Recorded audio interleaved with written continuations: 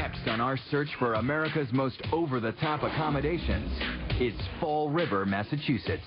If you think this quaint New England B&B doesn't look extreme,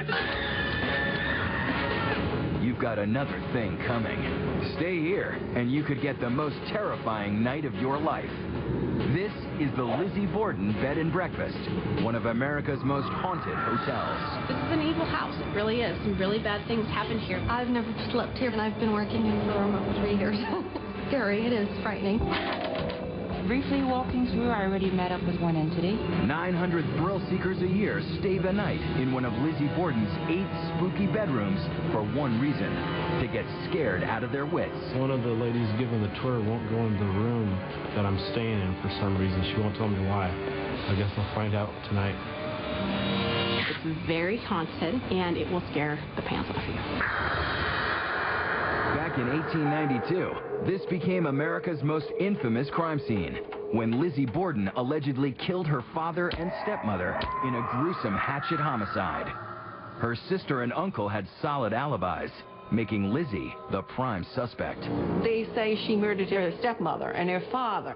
You know the little jingle that Lizzy Borden took an axe, gave her father 40 whacks, and when she saw what she had done, she gave her mother 41. Still remains a mystery that we don't know who really did the murders.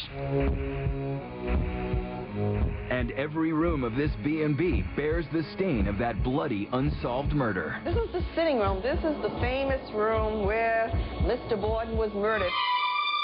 Mr. Borden was lying on the couch, taking a little nap. When the murderer came in, he sustained 10 wounds to the back of his head and the left side of his face. It was so bad, one of his eyes was coming out. This is a very popular room. This room gets booked first because this is Mrs. Borden's murder room. When she saw the murderer coming toward her, the first blow hit her right here, and as she fell, the murderer came around, straddled the body, and gave her another 18 blows for a total of 19 blows. You can see the blood. It had congealed, so she had been murdered quite a while before Mr. Borden. It was a very bloody scene.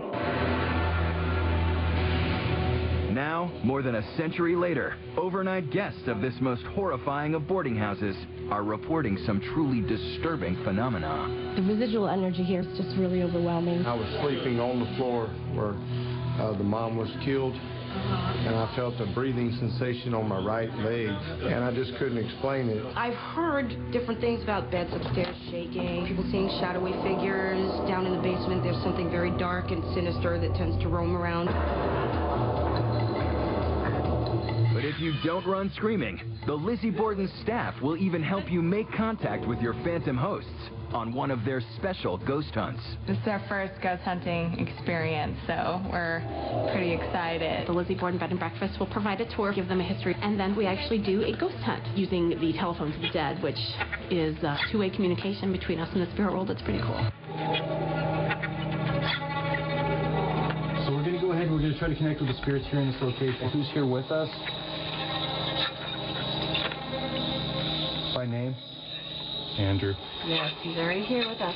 Is Lizzy here in the house? I guess she's coming. She'll be here. Are the children here? You bet. Did you touch me on the couch in the parlor? Yes. I know he did. He got me out of the sound sleep and I ran. We made communication with Andrew Borden. After seeing this telephone to the dead box tonight, I think I believe that it works.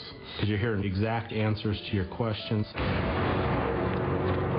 But even if it is white noise, there's no doubt staying at the scariest lodge in America means you'll go home with ghost stories to tell for years to come.